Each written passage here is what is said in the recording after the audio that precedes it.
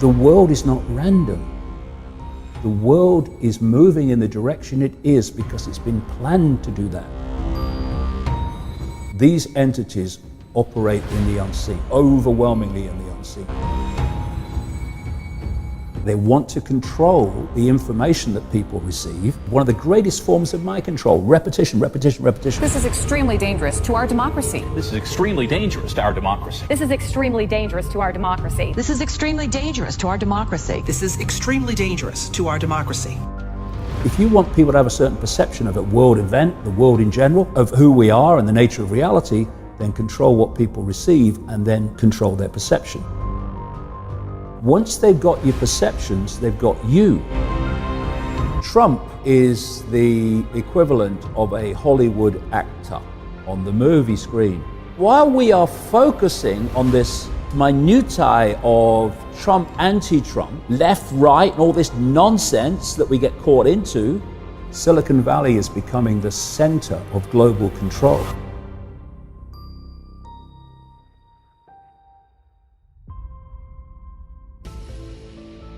This global conspiracy that I've been exposing for 3 decades is basically the hijacking of human perception.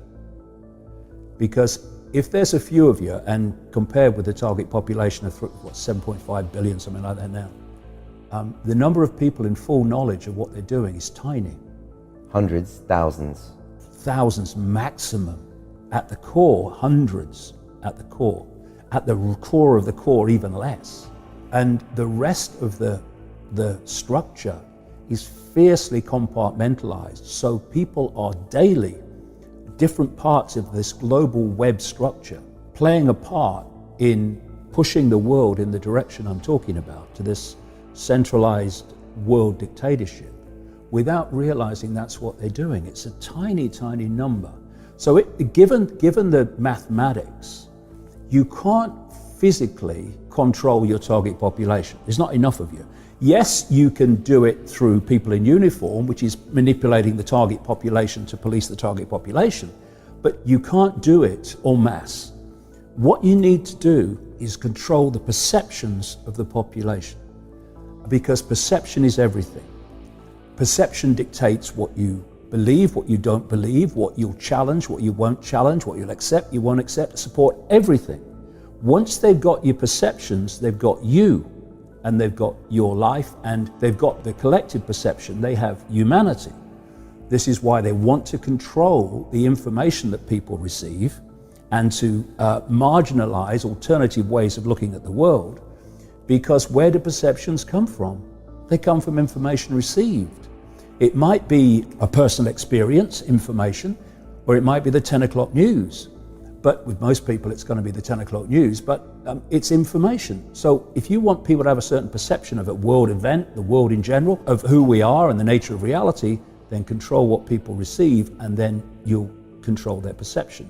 So when I look at the world, I see vast numbers of people who are perceptually programmed. And when I break it down in the book, when you look at a human life, it's basically a perceptual programming and download from cradle to grave. You come out of the womb and immediately you're influenced by your parents in terms of your perceptions. And they're not being malevolent, most of the time anyway, the vast majority, but they've been through the system you're about to go through, the process you're about to go through. They've bought it, accepted it as normal, accepted the crazy place to be sane, and therefore out of wanting to do right for you, they'll pass those perceptions on to you. And then, take a deep breath, take a step back, look at it again. When you think about it, Brian, you come out of the womb, and within 4 years, you've only just got here. You're sitting at a desk with an authority figure representing the state's version of everything in front of you, telling you when you have to be there, when you can leave, when you can speak, when you can go to the toilet, when you can eat, what is, what isn't, what's possible, what's not possible, and the nature of everything. And this goes on all the way through your formative years, into higher education, if that's where you go. And it's a download of normal, a perception of normal. What I call it the postage stamp consensus. It's a narrow band of sense of the possible, which is basically being repeated. One of the greatest forms of mind control, repetition, repetition, repetition, all the way through your formative years.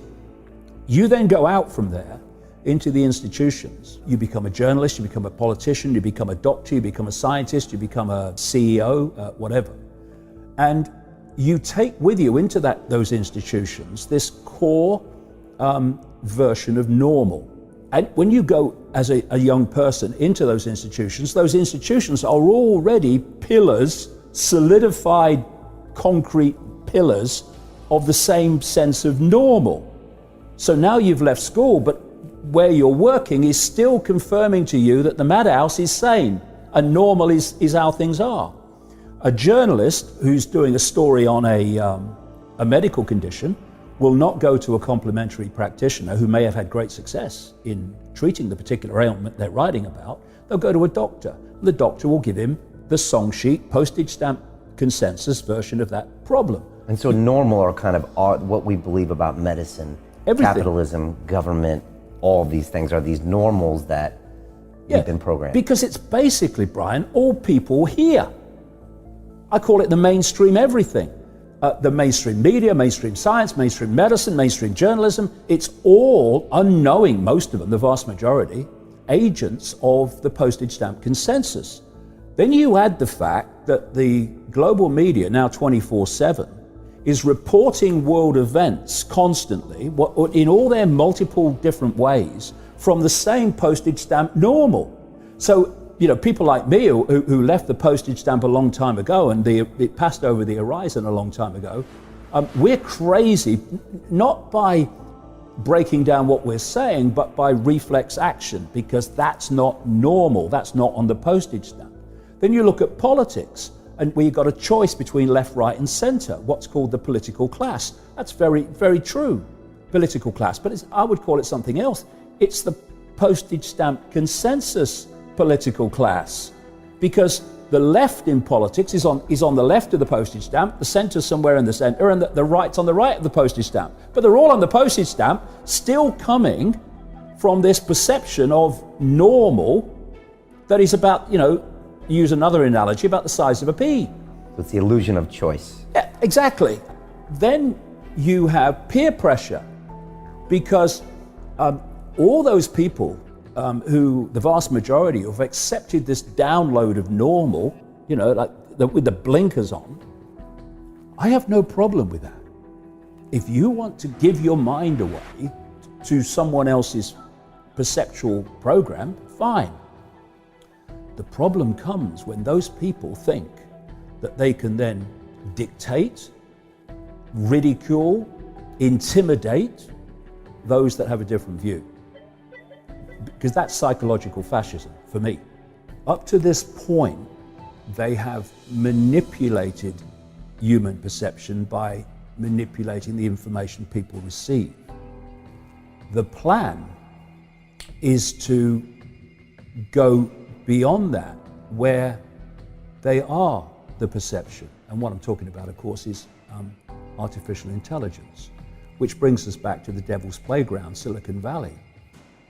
Because that is increasingly the center. In the shadows is where it's coming from. But in terms of the world that you can see, Silicon Valley is becoming the center of global control. Not only is it driving, people will be shocked to see how deep Google, it's just a search engine, and Facebook, it's just a social media platform. To see how deep they are in the transhumanist agenda of connecting the human brain to artificial intelligence, so that artificial intelligence becomes the human mind. And that's not me pulling this out of the ether. I'm quoting there a Google executive, Ray Kurzweil, one of the global PR men for Frankenstein. Is he a Google exec? I know he's at Singularity University. He's a Google exec at the Singularity University. Okay. And he has said that by 2030, and that's a date, a year that keeps coming up again and again, 2030, the human brain will be started to be connected to artificial intelligence. And I'm quoting Kurzweil here. And then artificial intelligence will do more and more of human thinking until there is no human thought and artificial intelligence is doing it all. Now, why are they openly saying this now? Because the sales pitch is it will make us superhuman. So isn't that great? Getting the population, especially the young, or will be the adults then, addicted to technology is all about the here, kitty, kitty, kitty, preparing people to accept this. So you've got that agenda at the end of this road of the human mind as we know it being replaced by artificial intelligence. But out of the same, as I was mentioning a few minutes ago, out of the same devil's playground, Silicon Valley, is coming the Google, Facebook, etc., algorithmic censorship more and more of the alternative media using various excuses. Because what they do is this, they'll give you an excuse, oh, we've got to stop jihadis. Okay, right. So, oh yeah, we'll stop jihadis. Okay. And then they widen it and widen it. It's not jihadis anymore, it's people like me. It's and other people that are questioning the official narrative, and they pull them in. So the alternative media is under tremendous pressure now and suppression because it's challenging the narrative, and that changes perception. Change perception, you change the world.